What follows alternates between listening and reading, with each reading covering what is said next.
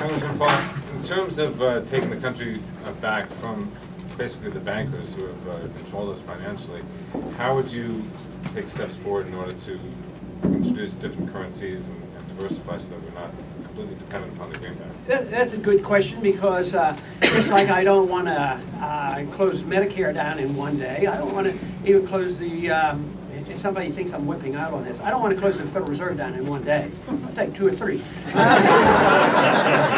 what I would do is I would legalize the Constitution with regards to money. I mean, it is a monstrous organization because of the things I talked about. But what you could do is legalize the competing currencies in gold and silver, which means that you have to take the taxes off it. You don't have capital gains taxes on money, and you don't have you should base this. You're supposed to be able to settle your disputes in that currency and not in Federal Reserve notes. But you shouldn't have sales taxes either.